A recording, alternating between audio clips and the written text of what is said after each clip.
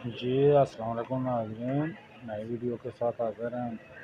اچھا ناظرین، آج کل جو وہ موسم سردیوں کا آ رہا ہے اور انسٹنٹ گیزر لوگ بہت سے لگا رہے ہیں، اور عموماً کئی لوگ آتے ہیں وہ یہی سوال کرتے ہیں کہ انسٹنٹ گیزر کو کیسے استعمال کیا جائے۔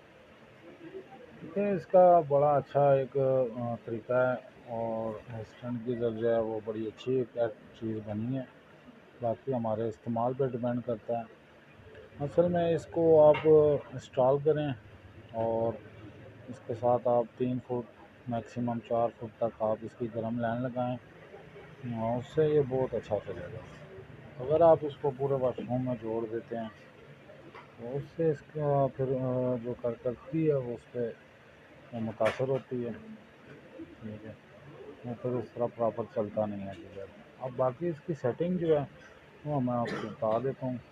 یہ آپ گیس کا جو کنٹرول ہے اس کو آپ نے جو ہے نا بالکل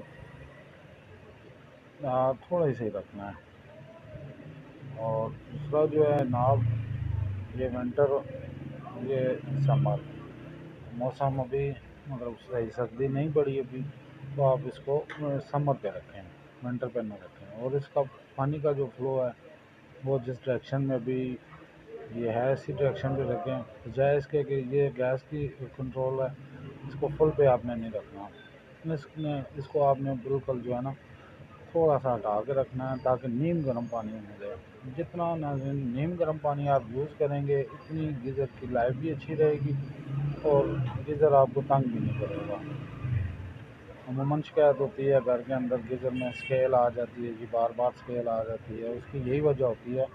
ایک تو ہم موسم ابھی اس طرح کی سردی نہیں ہے، ہم اس کو ونٹر پہ چلاتے ہیں، اس کو آپ سمر پہ رکھیں، اور گیس کا جو فلیم ہے اس کو آپ بالکل نارمل رکھیں، تاکہ آپ جو ہے نا بہت گرم پانی آپ نہ اس میں استعمال کریں۔ جتنا ہم نیم گرم پانی استعمال کریں گے اتنی گیزر کی لائف بھی اچھی رہے گی، اور اس کی جو پرفارمنس ہے وہ بھی آپ کو اچھی ملے گی۔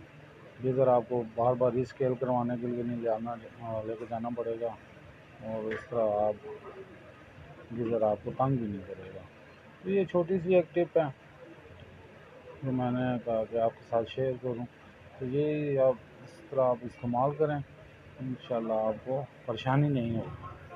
آپ اس طرح یہ جو میں نے سیٹنگ بتائی ہے، جب بہت سردی ہو جائے گی تو پھر آپ اس کو سمر سے ونٹر پہ لے آئیں۔ تو بہت شکریہ ناظرین، ملتے ہیں اگلی ویڈیو میں۔